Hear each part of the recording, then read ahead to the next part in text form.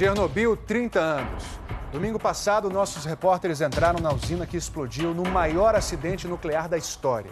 Hoje a gente vai mostrar como a radiação atingiu várias regiões da antiga União Soviética e afetou a vida no campo e nas cidades. A dona de casa e a mãe. Os ex-militares.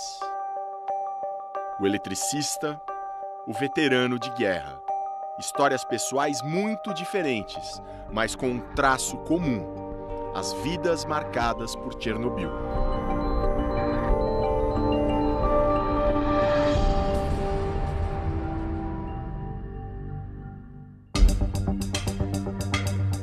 Na madrugada de 26 de abril de 1986, depois que um teste de equipamentos deu totalmente errado, toneladas de material radiativo vazaram.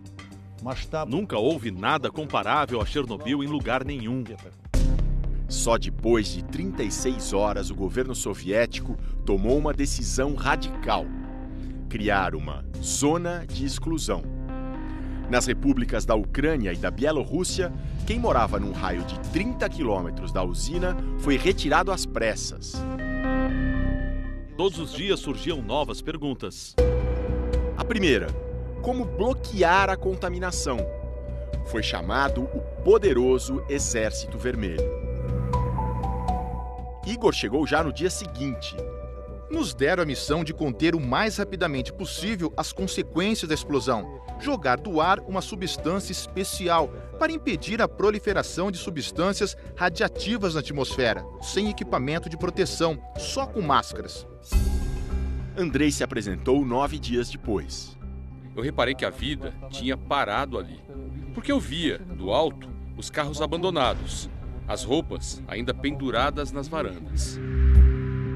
Os dois eram navegadores de helicópteros. Logo vieram os primeiros sintomas. Eu tinha náuseas durante os voos. Um gosto metálico nos dentes, a cabeça girando, náusea, dores no coração. Eles faziam parte dos chamados liquidadores. Receberam esse nome porque iriam liquidar a radiação. Eram cerca de 600 mil homens e mulheres. Os liquidadores eram como soldados na frente de batalha. Eles iam porque acreditavam que precisavam ir.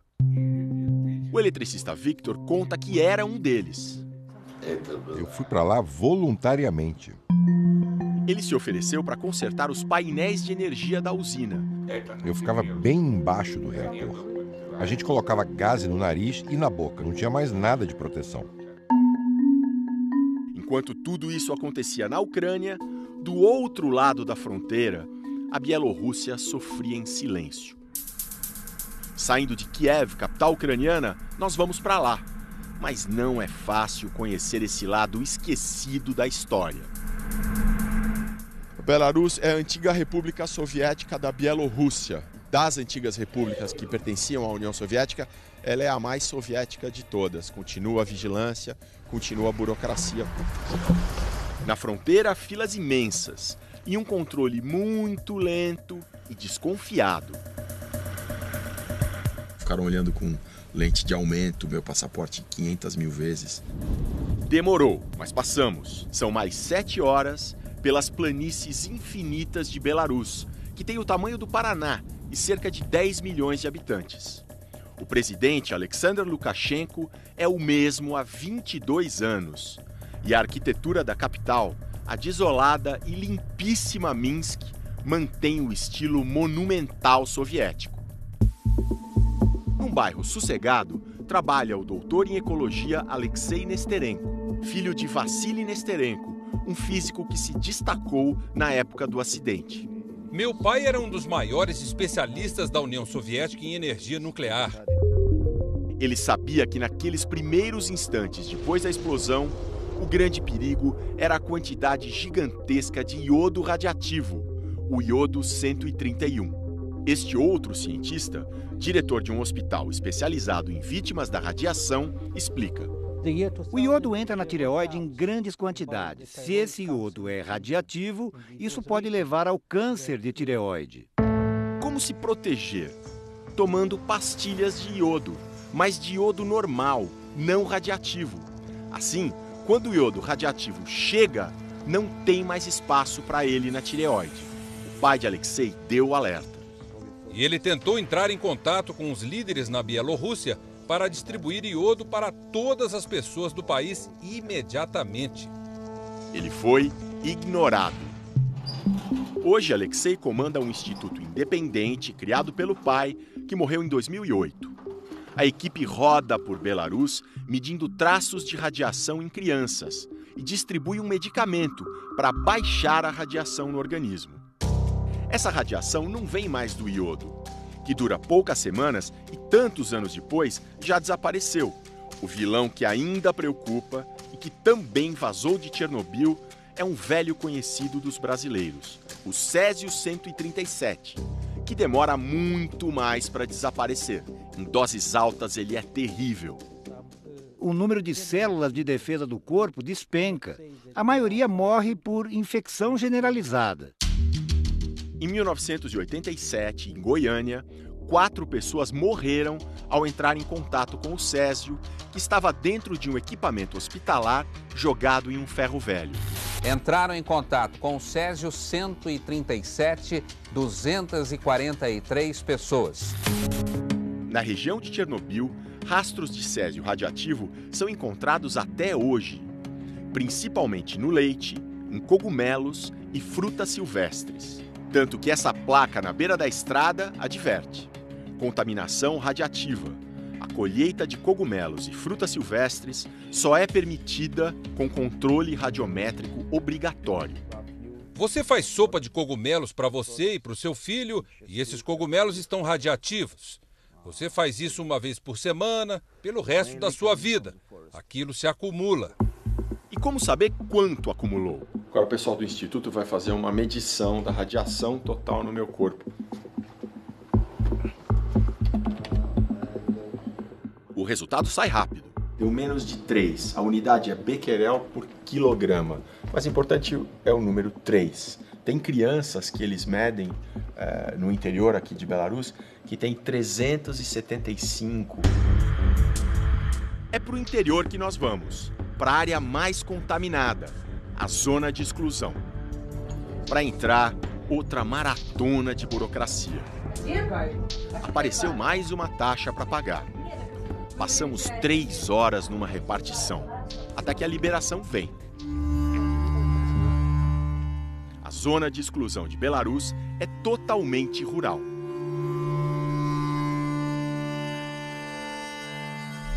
Nessa pedra vermelha está escrito que aqui era o vilarejo de Droniki, que tinha 232 habitantes e que todos eles foram retirados daqui em 1986.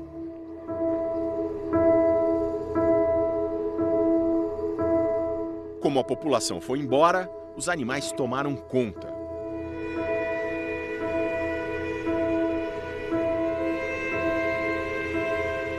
A gente pergunta se o guia já viu algum animal deformado pela radiação. Não, isso tudo é mito. Só animais comuns. Lobos comuns, alces, javalis, renas. O clima é de sossego. E foi em busca disso que muitas pessoas tiradas daqui por causa do acidente acabaram voltando. Aos 83 anos, este veterano de guerra vive sozinho. Quando Chernobyl explodiu, nos tiraram daqui. Simplesmente expulsaram. Destruíram nossa casa, envenenaram a terra.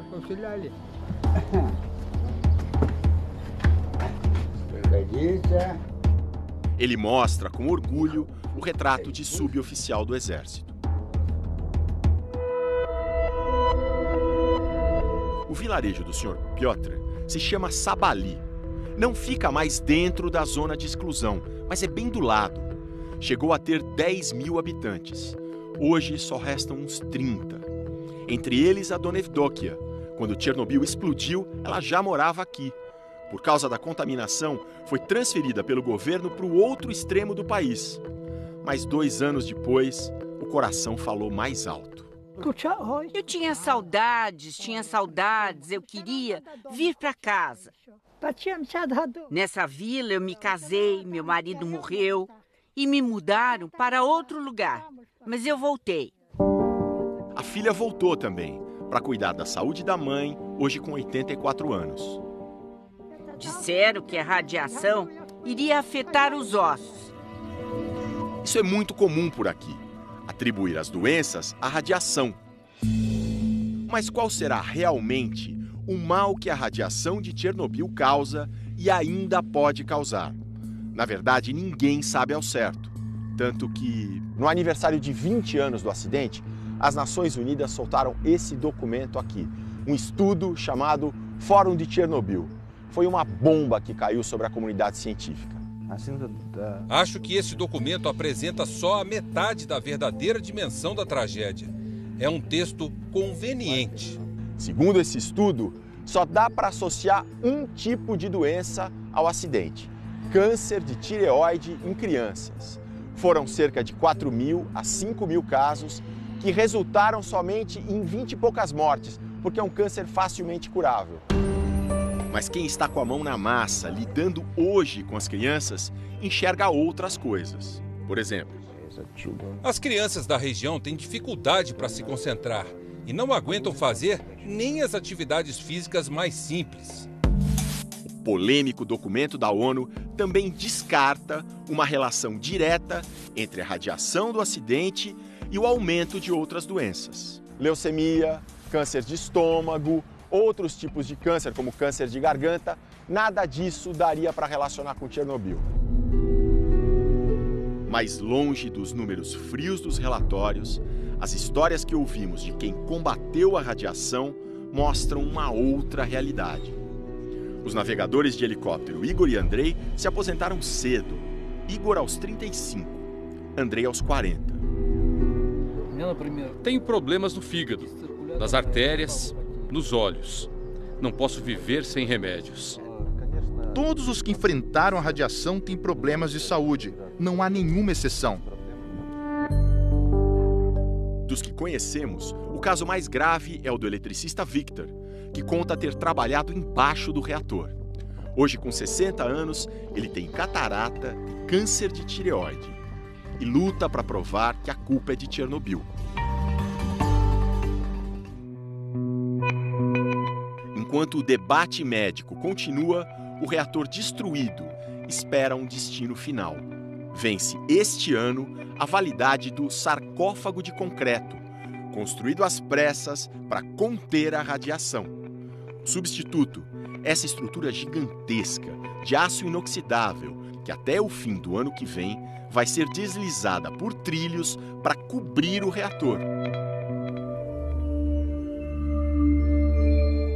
Pro bem ou pro mal, as histórias de pessoas como as senhorinhas da aldeia, do veterano de guerra e dos 3 liquidadores já estão escritas.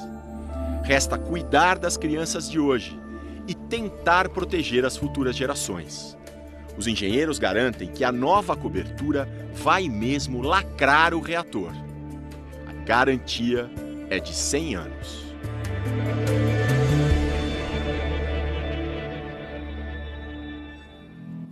Falei no site do Fantástico, tem um vídeo exclusivo com os bastidores das reportagens sobre Chernobyl. Essa que você viu agora e a que a gente exibiu domingo passado. O visto que estava errado no passaporte, a vendedora mais solitária do mundo e até o caso do leite radioativo. Dá uma olhadinha lá, g1.com.br/fantástico.